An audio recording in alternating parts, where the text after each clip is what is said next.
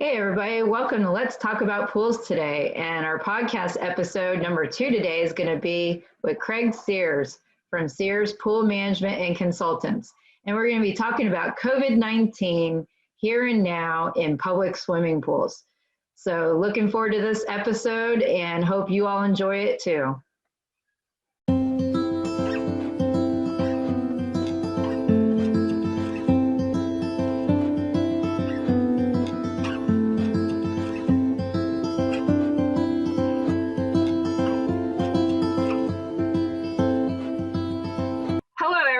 Welcome to Let's Talk About Pools today. And today's episode is I've got Craig Sears on with Sears Pool Management Consultants. Hi, Craig. How are you? I'm doing great, Lauren. Thanks for having me on. And thank you so much. I'm so excited to have you on today because what we're going to talk about is COVID-19 and aquatic facilities, and especially right now because we're seeing an increase in cases, aren't we, Craig? Yes, we are, unfortunately. So I thought this would be a great topic to talk about. Parks and Rec in my audience, especially. I have a lot of Parks and Rec in my audience, as well as pool companies, property managers. So I think this will really apply to everybody across the country is going to be listening. Hopefully they are listening. And give them some new updates if there are any with COVID-19 and what's going on. So you know, we're all concerned about COVID-19, of course, and right now we have an increase per what the CDC and Dr. Fauci expected, you know, with flu season and people going indoors and that indoor ventilation. Yeah, I think a lot of it is schools starting back up again. Yep. Unfortunately. So, of course, they're going to go to aquatic facilities, indoor, outdoor, doesn't matter. So we'll have spread at our aquatic facilities still if they're open. So, right. You know, Health department, it was so surprising when I was working there as a pool inspector, how many calls, how many emails we got in the beginning of this. We did not expect aquatic facilities to be such a big thing with COVID-19 that we had to draft whole memos and information to give out to the public in our county. Can you hit on a little bit with that, Craig? Yeah, I think it was the same here in Georgia where I am, and everybody wanted to know. I think, you know, we're in the Sun Belt and everybody loves their pools. So if you get an inkling that your pool might not open, you get a lot of people suddenly very interested in what's going on. And that's obviously what happened, you know, this year. So I think, yeah, our health departments were also flooded. And we tried to take a collaborative approach with them to say, phrasing the question in the right way, you know, what can we do to open safely? Not, you know, not suggesting that we shouldn't open because that really wasn't determined yet. And I think a lot of facilities opened successfully this year and have proven that it can be done safely. Unfortunately, a lot of facilities didn't open too. So that really stung. I know a lot of folks, especially in Parks and Rec, budgets got cut and it's a shame. It's been a tough year for that group of people. I'm really hoping that we can turn a corner in 2021 and they can start getting back to normal and get some, hopefully the budgets will come back for them as well. I hope so. Yeah, I think the way I look at it is, you know, COVID-19 is a unique challenge to 2020, but I hope that by 2021 it's just another risk that we have to mitigate, just like all the other risks that we have to mitigate when we're managing aquatic facilities.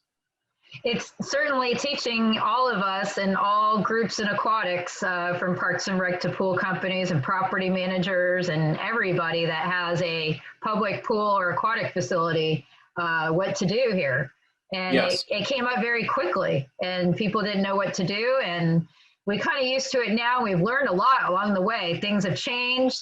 There's been a lot of changes, but I think that the next pandemic, if we're still alive for it, Craig, I hope not. We might be better prepared for it. I hope so. Is there anything new with COVID-19 in regards to aquatic facilities? So I think the latest thing is a few things, and none of this may be a surprise because I think most people have heard this, but there is kind of a shifting of concern of spread from the droplet spread, which was kind of initially where we started, and that whole 6 feet boundary that we should keep between others. And now there's a concern that maybe it's being spread through aerosols, through finer particles that are hanging out in the air for longer periods of time. Unfortunately, there's not really any data that I've seen to show how dangerous that is. And basically, we just have general guidelines which suggest that if you're in an area that doesn't have good air ventilation, you don't want to spend a long time in there, because especially if it's crowded with a lot of people, because if it's not circulating and somebody is infected, the aerosols that they're breathing in the air, you could breathe in and you could get infected. So that is a concern. And so people are starting to think about their aquatic facilities. How new and how modern is my ventilation system? And that's a good question that we should ask anyway, because I think that all viruses spread in a similar manner. And the kind of the laser focus that we have on COVID-19 now, or the coronavirus right now, is something that I think hopefully we can take and learn what we have learned here and apply it toward other viruses, because I think all these things are positive steps to improving how we operate our aquatic facilities. But ventilation is a big thing. I know I was talking with Sean DeRosa recently, and he was saying that he's seen some people start to do some kind of smoke tests, for lack of a better word. I am not an HVAC specialist, but basically it would involve monitoring or determining what the airflow looks like in your facility by introducing smoke or something that you can visibly see. And where is it going? How long is it hanging out in particular areas? I know locker rooms are a big concern right now, because that tends to be an area where we don't really focus on good ventilation, because we're thinking we're only in there for a short period of time. But that's also where a lot of people come together, and so people can be in close proximity, and air can be stagnant in there. So, and even in some older facilities, that have that burning eye sensation when you walk in, obviously their ventilation is not that great. And so if I were an operator at one of those facilities, I would be lobbying whoever the facility owner is to start budgeting for some ventilation improvements, because regardless of what happens with this pandemic, that needs to happen in that facility. So I would say that's a big thing right now, is just talking about ventilation in your facility, particularly for indoor facilities. A few weeks ago, the definition of a close contact was changed or altered or updated, I should say, by CDC. So that's, if you haven't heard that, I'll read this straight from the CDC website, but it says, based on our current knowledge, a close contact is someone who is within 6 feet of an infected person for a total of 15 minutes or more, starting from 48 hours before illness onset until the time the patient is isolated. So if you are close contact, you should stay home, maintain social distancing, and self-monitor for 14 days from the date of last exposure. So that's a little bit of an update from the previous definition, but that definitely helps give people a sense of, when I should isolate or when I shouldn't isolate, because I would say we have, months ago before this came out, there was a lot of COVID craziness. You'd hear a story like, oh my gosh, my sister's brother's nephew's aunt got COVID. Does that mean I need to isolate? No, when's the last time you saw them? Oh, a week ago, and it was only in passing. And so this kind of really helps put some concrete boundaries around, okay, when am I really at risk? And I think these are good guidelines that are helpful for that, and to kind of manage the paranoia, I'll say, for the lack of a better word, there, just surrounding the whole COVID craziness. And then I think the other thing that is that Sean mentioned to me in our discussion that I completely agree with is that the use of technology has really improved this year. It really has been a focus for improving on how we operate our facilities from the standpoint of scheduling time slots for when families can come and use the facility, and for checking in and out of the facility. So that way, if you have somebody who was COVID positive and was at the facility, it makes it a lot easier for the operator to go back and look and see, okay, who was there during the same time, who could potentially fit the definition of a close contact, and therefore who do we need to contact and advise them of this potential risk that they've been exposed to. So those are probably the newest things, as far as, and that's really, I say new, within the last 2 months, 3 months or so. Those. Thank you very much. It's good. It's good for our audience to know the new things that may affect them. And you've been talking about COVID, you had a lot of information here. Tell us how your background, how you know so much about COVID-19 in regards to aquatic facilities, indoor, outdoor. Tell me a little bit about you, Craig. Okay, so I've been an aquatics nut my entire life. I grew up swimming year-round from the age of 9 through college, and started my pool management firm about a year out of college, and we currently manage over 250 commercial facilities in the metro Atlanta area. We provide staff to roughly a third of those facilities. Here in Atlanta, there's a lot of, we don't have a mandatory lifeguard requirement. So there's a lot of non-staffed pools, which is obviously a concern during COVID, and how do you manage that as well? So that's been one of the challenges in Florida as well. We don't have a mandate for lifeguards here as well. So same challenge at all these properties. As they contacted us, what do we do? There's nobody there to monitor what's going on. Right. Yeah. So as I saw, I think like everybody, as I saw this pandemic kind of unfolding, when we thought it was going to be a blip, maybe back in February, March timeframe, right when it was starting, it caught my attention, but it wasn't until probably mid-March before I really started realizing this is going to probably have an impact on our season, and thinking ahead, what do we need to do? So I immediately just started researching, what's available. I do, like you, I have a degree in biology as well. And wrote a research paper on epidemiology of Giardia when I was in college. So it was. Oh, fun. Yeah, it was actually, I know, it really was fun. I enjoyed doing that. So, I guess that's my background from the standpoint of just being interested in, what this disease, or what this virus is, what disease it can bring about, and how it spreads, and how we can prevent it, how we can proactively message, what we need to do to the public.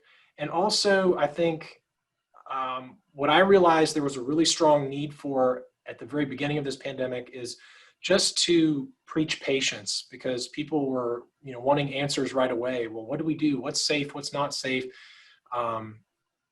And, as Americans, as I think, citizens of the world right now, really, we are all used to having all the answers at our fingertips. And when we come across something that is truly the novel coronavirus, novel means it's new. We haven't encountered this before. It's certainly not on a widespread basis like this. So we have to step back and say, okay, we're going to have to slow down. We're going to have to take this step by step and be careful. And I think that definitely prevailed, although there was a lot of people that were rushing to make quick judgment. We had some customers, for instance, that wanted, just didn't care at all. We want to open, and we had to really caution them that this is not a great idea. You've got to put a plan together. And so that's, a lot of what I did was really to kind of help my own customers. And then I realized, okay, this has applicability nationwide. Let's see who's talking about this elsewhere, and got involved in the conversation, and it's been a wild ride this year. It has. 2020, we're in November, and I can't believe it's the end of 2020 already. And our audience is listening to this podcast. It should be December 2020. Right. So we're almost there, guys. Right. And we're recording in November, but going to be in December listening. So we're still in that 2020, hopefully getting better as we head out of it. So what should aquatic facilities do as COVID case numbers rise around the country, Craig? So that's a great question, Lauren. And I think we have to go to the basics here. We have to, first of all, see what's happening in our communities. This is affecting different communities in different ways. As we saw, early on, the Northeast had a massive explosion up in New York City. And then things kind of quieted down, and now it's kind of heating up again. And it's just, so it's coming and going in waves like viruses and pandemics do. So we need to expect that. We need to be willing to change our approach and be flexible. And I think we need to let our clients, our patrons know that they're going to have to be flexible as well. We are going to do our utmost to maintain your safety.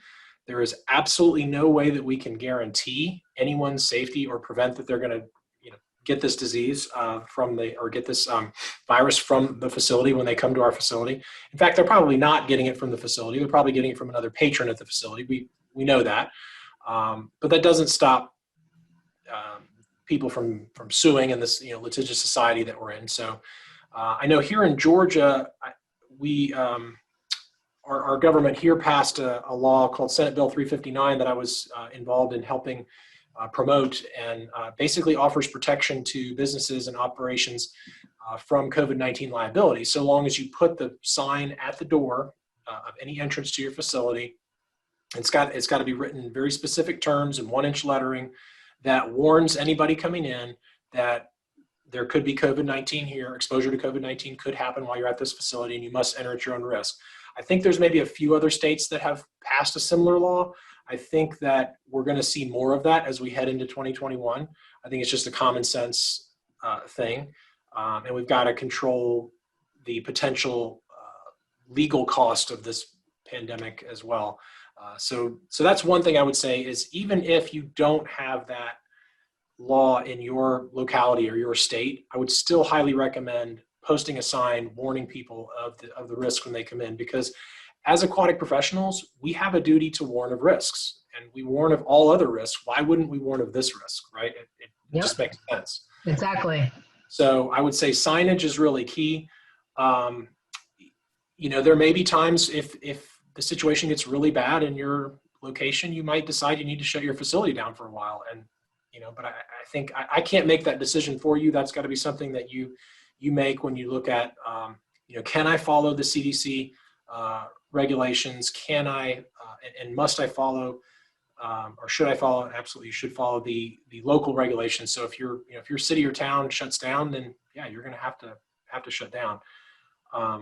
So I would just say, keep an eye on that. Make sure, if you haven't already, establish your COVID-19 point of contact for the facility. You need to have somebody who really champions the management of this virus at your facility. They're your point of contact. They're keeping up with all the latest.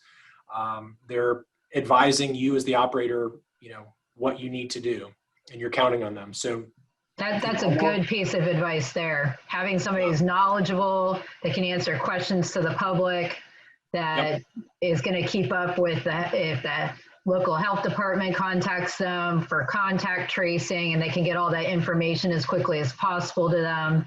They're that point of contact. I think that's a really good idea to give to our audience. Yeah, absolutely. I mean, I look at it the same as if you had a life and death incident at the facility where somebody had to be taken away in an ambulance. The smart thing to do is to have a point of contact for that. Have a press contact. If you don't want Lifeguard Sally answering questions unprepared, and there's nothing that's not faulting Lifeguard Sally. I'm just saying that she may not be prepared to answer the types of questions that are thrown at her. And so having that point of contact is very important, and making sure that they're educated. And then that point of contact needs to have members on their team that are advising them. So they need to have an attorney for the facility. Whoever your legal counsel is should be part of your team, helping make the decision if you need to shut down, or if you need to open, or if you need to modify your practices there. Your insurance agent needs to be part of that team as well. You need to have an understanding as the operator of what coverage do I have and what coverage do I not have. I talked about in other, we manage primarily homeowners associations and condos, so that's a little different than Parks and Rec and institutions. Well, it's a lot different, I should say, than Parks and Rec and institutions. But we have, a number of our facilities have volunteers in the community that help with specific duties, especially sanitizing or organizing things, or making sure things get locked up at night, or monitoring bather load and that sort of stuff. So if you're going to deputize people, you have to take into account that there's some liability there as well. And so you need to, again, talk to your insurance agent, make sure that you're deputizing them correctly. They need to be official agents of the board or of the operator, whoever it is, in order for them to have insurance coverage when they're carrying out their duties. So that's a really important. And just to point that out, that happens a lot because the homeowners associations and condo owners associations, they are limited budget. So they're going to volunteer for anything that they can do, but you got to think about the liability that they have. And I have to assume that properties like that are going to have attorneys on board for just regular safety things that happen in case something happens at their facility.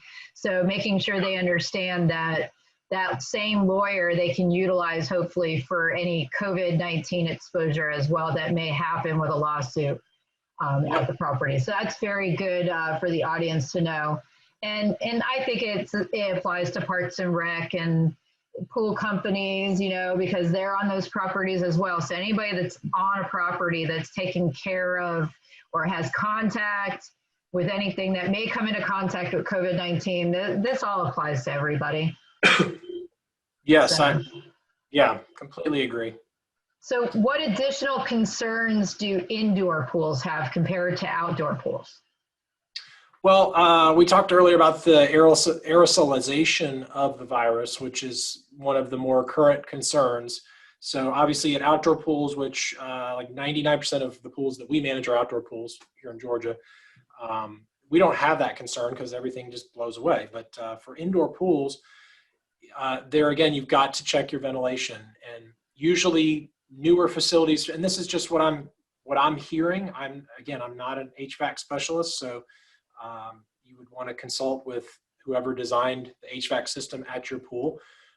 Are you getting the proper number of air turnovers per code? If you're not, that you're putting your patrons at risk. You're putting your lifeguards at risk, and that needs to be looked at very strongly as far as upgrading. And needs to be a priority.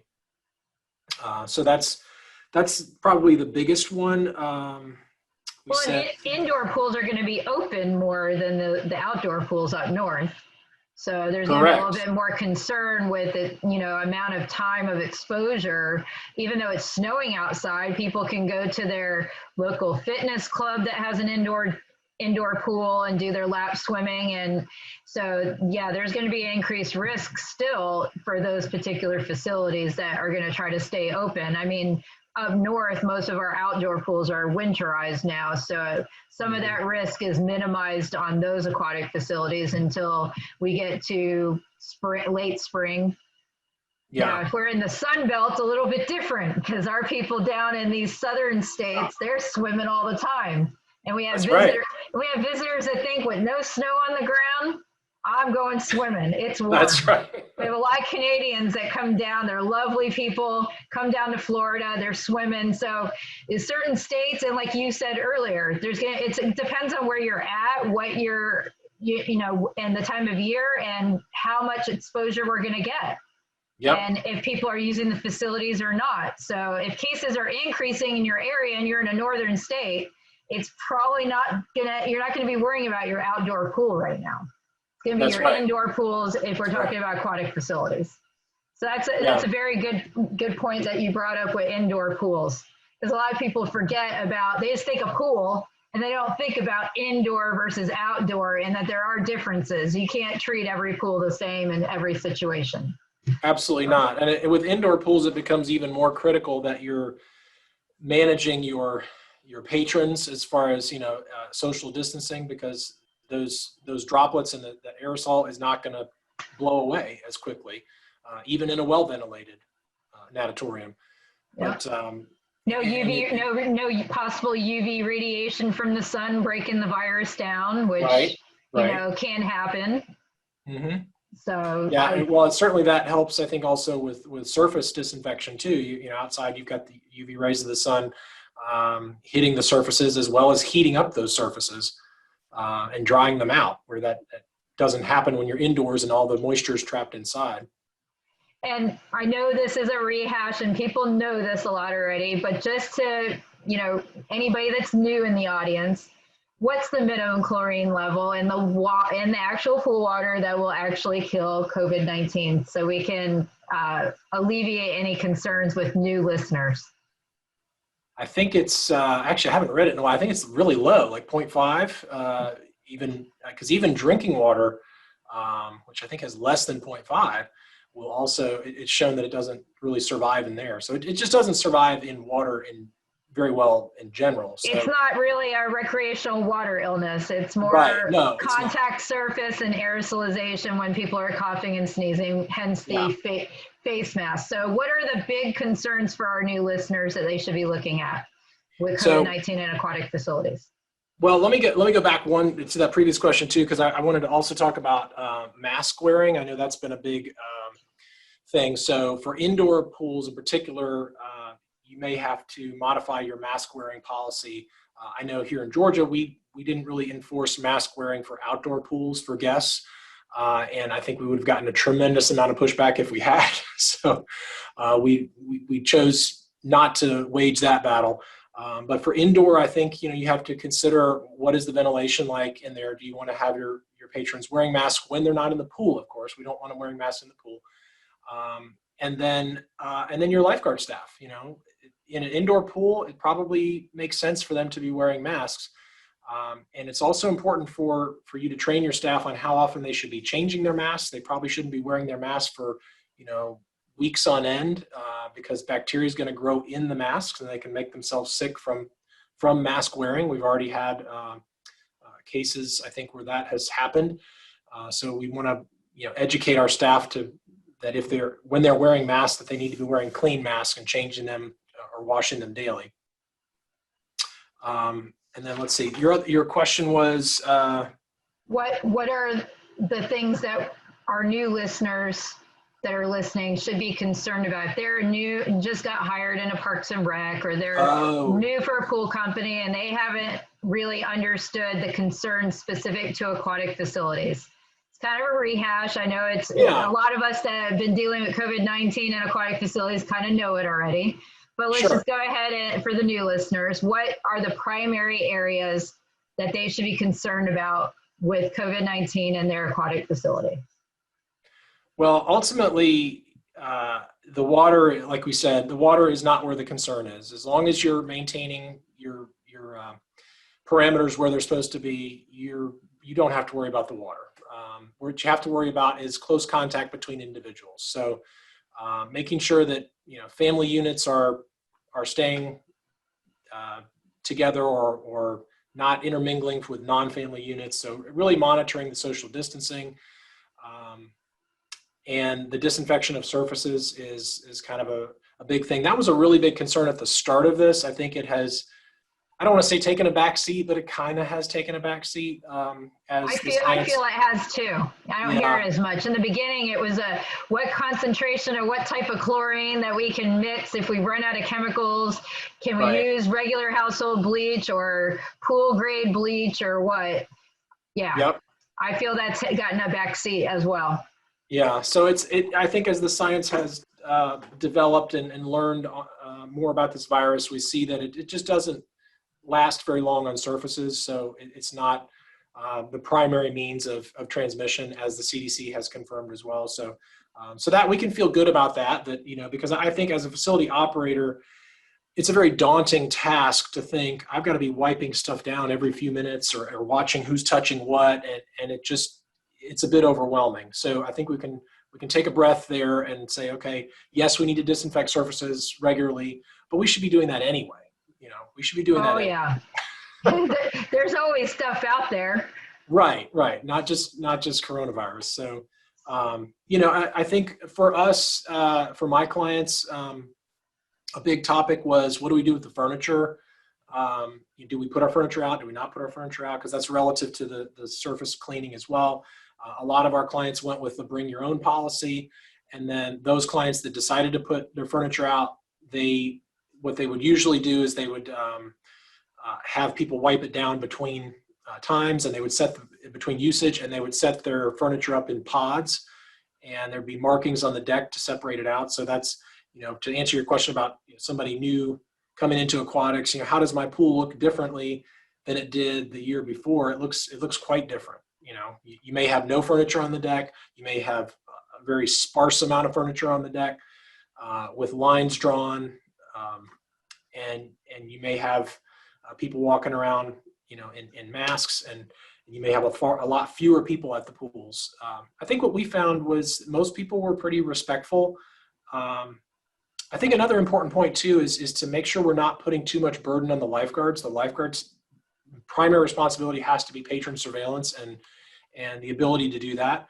We can't expect a lifeguard to know, okay, well, that's Johnny and that's Bobby, and yeah, they're not in the same family, but they're next door neighbors and they've been playing together throughout this entire pandemic. And maybe it's not a big deal if they're, playing Marco Polo in the pool, whereas, you got other people that haven't been exposed to each other. So there's no way a lifeguard's going to know that. So that's really a difficult task. So I think their training is primarily for drowning prevention and, exactly. and saving and life saving at that point. So, and you and I both know, we've been in the industry long enough. Drowning isn't what you see in the movies. And I have a whole drowning podcast series I have coming up.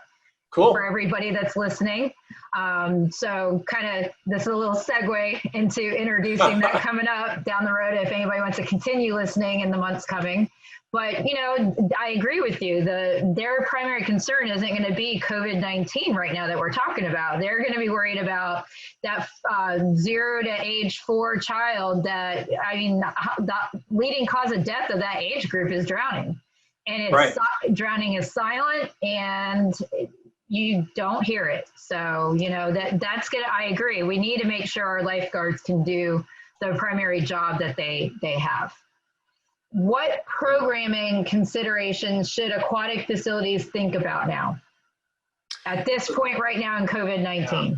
So that's a great question. I think a lot of people, a lot of facilities said, well, we're going to have to stop everything except lap swimming. And that was, that was kind of a knee-jerk reaction. And I think lap swimming is probably the easy go-to as far as controlling social distancing. I mean, you've got lane lines, you can put one person per lane, so that's relatively easy. But I think, people are going to want to use their facilities for more than just lap swimming. So you can start with lap swimming, but, you're going to have other groups that are going to want to get in and start using the pool. You're going to have swim teams.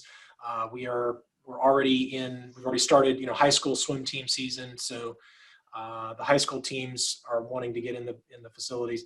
So basically, I think you need to be thinking about a number of things there. First of all, U.S. Swimming has the best guidance that I've seen as far as how to operate your swim team safely. So I would just refer you to their information there. That's awesome. How to minimize. What's that? That's awesome. Thank you. Sure. On how to, what you want to do is control the number of swimmers in the lane, and they have some great strategies in place there. But let's see what else. Ingress and egress from the building. So if you can, try to have a different entrance and a different exit to minimize the people coming into contact with each other as they're going in and out of the facility. But when you do that, you also have to keep in mind the safety of everyone coming in and out of the facility. If in order to have a different ingress and egress, you have to have people going out the back alley entrance, at 9 o'clock at night when it's pitch black and there's nothing out there but a dumpster, then maybe that's probably not the best point of access or ingress or egress to you. So I've seen that in one case where, a facility was trying to do that and they were actually putting the swimmers at risk, having them going through an area that wasn't monitored and wasn't well lit. Somebody could have fallen and gotten hurt, or, God forbid, there could have been somebody back there with nefarious purposes in mind. And let's see, swim lessons, people have been, I'm a huge, and I think you are too, a huge learn to swim advocate, yes. Water safety advocate. So swim lesson programs have really taken a major hit throughout this pandemic, and I feel for them, and I want them to get back to full capacity as quickly and as safely as possible. I think you've got to consider the possibility of spread between your students and between your instructors and students. And so, face shields is what I've seen most instructors using now, the plastic face shields, not face masks. We don't want people with face masks in the water per se, especially if you're having to put your face in the water, because that is not meant for that. It becomes dangerous at that point. Right. And depending upon the level of the swimmer, some instruction can be done from the deck. If you're doing higher level coaching, most of that can be done from the deck. So, and that at that point, maybe the coach is wearing a face mask. and the swimmers are just doing what he or she is asking them to do. So the more contact may probably happen with the lower age groups of swim lessons, where you got the Correct. mommy, baby, and me. Right. Versus, and maybe the instructor wears that face shield, they're in the water, and they are really instructing the parent on what they're doing for the majority anyway. And then have Correct. them all wearing face shields or something like that as well. That's appropriate. Yeah, the parent and child, mommy and me or daddy and me class is really ideally suited for the pandemic. But once you get above that level, then you've got those challenges of how you're going to manage that. And I think there's been a reluctance of a lot of parents to sign their kids up for group swim lessons. So I think because you're going to have more exposure to kids you don't know. So private lessons, there's maybe been a more interest in, but still, I think overall the swim lesson industry has taken a hit, and I'm hopeful that we can. I haven't heard. The good news is I have not heard of a single outbreak of COVID-19 related to an aquatic facility of any type. That's a good sign. So, I do know that I had listened to a presentation. Florida Department of Health in Florida monitors the drowning rates here and keeps the data. And I had seen a presentation from them that they can't say for sure, but they did see an increase in drowning rates since COVID-19 started. So there is a correlation between COVID-19 and the lack of swim lessons happening, but also more kids swimming during that time period as well. And it was the spring into the summer. We'll see the drowning rates drop as the pools up north have closed, but Florida being a year-round state, we could see the same level all year in that drowning rate. So they do feel that there was possibly an increase in drowning rate due to COVID-19. And again, like I said, it has a lot to do with more people using their pools at home. It's not public pools. Right. It would be private pools, anything like that. More people were using their pools because they were quarantined to their house or anything like that. Any other programming considerations for aquatic facilities or?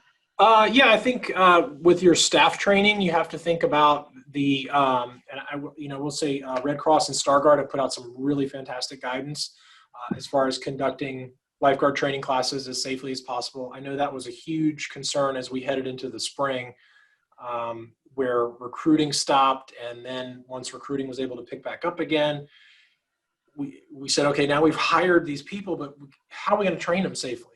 There's just simply no way that you can perform physical rescues on people in the water without coming into close contact with them. It's a physical impossibility. So I think that there's some good practices there. I think you just have to do the best you can to minimize those close contacts, and having a 1-to-1 ratio of student to mannequin is good. When you're organizing or setting up your in-service training for your lifeguards, keeping a COVID-friendly practices there. This year, when we did our in-service trainings, we broke them down into smaller groups, whereas we used to do really large groups, and we're trying to, minimize so that if somebody did come to in-service and was infectious, that at least they would only expose 6 or 8 people in their group as opposed to the 50 people that were there for in-service training. That makes total sense. And then you can also follow up with contact tracing very easily when you know who's had contact with who. Right. Which kind of leads in, is there any other programming considerations that you have? I think, and I'm not an expert in this field, but I know that, water aerobics is also kind of taking a hit because you have a lot of people, in the pool in a close proximity and they're breathing, so I think that's, I don't know who's got good guidance on that. So I would love if there's a listener out there who is involved in that and knows where to find good guidance on how to work out in the pool with water aerobics. That would be great. And then I think water polo is the other sport that's also really taken a hit because that's a close contact sport in the water. And I've pretty much seen those activities at the facilities that I go to. Those activities have pretty much stopped. because I don't know of a way to do it safely. But if there's somebody out there with guidance, I would welcome that. Contact Craig. Yes. He'll put a whole training together. I have not seen it yet, and it's not my area of expertise, but I'd love to learn. It's good stuff. So how has contact tracing changed recently? Well, that kind of goes back to, I think, what we had started when you asked me about what's new. And so the CDC is following their new definition of who's a close contact, which has been helpful in nailing that down. Yeah, and that's what the health departments locally are going to be using they always follow CDC. So as that definition changes, they're going to change how who they're contacting, how they're contacting, time period. Right. They're going to follow CDC. Yep. That's correct. Yeah. All right. That was an easy question. Yeah. So I know you've done a lot of it, training from when this started. Right. Other than our podcast right now, how could our listeners get some of this information from you? Great question. So the most recent seminar that I was involved with, or webinar, I should say, was at the WAC, the World Aquatic Health Conference, a few weeks ago. And that was entitled, I think, Managing COVID-19 Risks in Aquatic Facilities. And I was part of a panel. I think there were 4 people on that panel. So Sean DeRosa was on there, Michelle Hlafsa, and we love Michelle. Oh yeah, Michelle's wonderful. CDC. Yes, and there was another lady on the conference that I'm completely drawing a blank right now, but she's from the health department in, oh goodness, I can't remember which state, but she provided a health department perspective. All of it was, I mean, that would be probably the best resource I can refer people to if they want to go to the WAC. I think you might have to subscribe or pay something to be able to watch the videos there, but it's a really good video. And then there's also the videos that I did back at the beginning in April and May. Those are posted right now on the property management company site that I partnered with when we did that. But we're working on putting the link up on our own website, but we're in the process of redesigning our entire website. So that'll be up probably within the next month or so. It'll be a little bit challenging, but how can they contact you by email? Oh yeah, my email's super simple. It's just craig@searspool.com.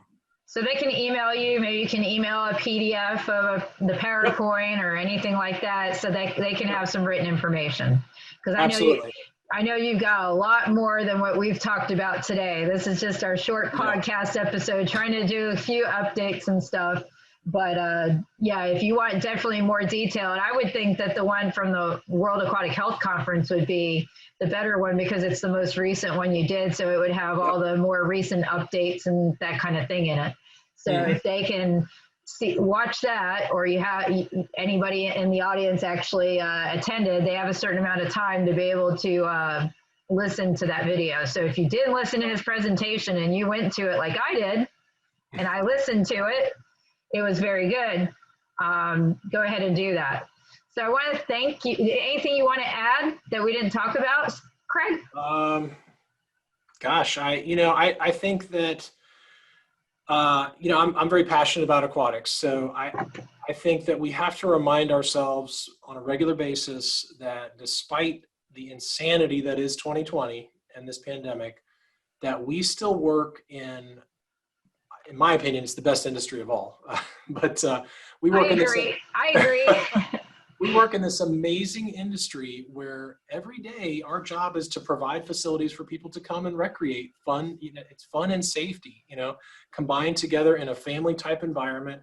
And in my mind, it just doesn't get any better than that. So, we've got our challenge is to serve the public in a way that creates better health. And that's, physical health, emotional health, mental health, and the water achieves all of that. So it's such a powerful industry to be part of. So I know we're heading into the winter, and it can be kind of depressing with the numbers going up on COVID-19 and all that. But we work in an industry that is just amazing. It does amazing things for people, and we should be proud of that. We should hold our heads high, and we should accept the challenge of what this pandemic has given us. And I really believe that aquatics is going to be seen as as kind of the industry of the future, because it's just not going away. People are not going to get tired of spending time in and around the water. People love to be in and around water. So our job is to make it safe and fun. So how awesome is that? It's great job security, and it's a job you can really feel good about at the end of the day. So I encourage people to be excited about the industry that you're in. I totally agree. I'm so excited. This industry has been doing well. I know we talked about Parks and Rec is the one group, and I really hope that budgets come back and things, get better for them. But overall, the industry has really done very well during a pandemic. Mm-hmm. Yeah, if you take a look at, on the construction, my friends in the construction side of things have just gone gangbusters. And we're seeing that all across the country. New pools are being built at record rates. So that just means good things for the industry. Right. And as COVID is still here and we don't have a vaccine, we still have to deal with it. We have more pools going in the ground in people's backyards. Public pools are still being built for new homeowners associations. So it's still a very valid topic until we get rid of COVID to a point where the numbers aren't going to be what we have right now. So no matter what, we still have to be aware of it, what to do with it, what are the best ways we can minimize it. We're not going to get rid of it until it decides it's gone. Right. But it's about trying to continue to enjoy it, because it is like really the most healthy activity for people to do. So they're going to do it regardless. So we need to try to figure out how to make it safe during COVID-19. Amen. Well, thank you for being on my episode today, Craig. It was wonderful having you. And thanks for having me. You stay healthy and safe during this time. All right, you too. Take care. All right.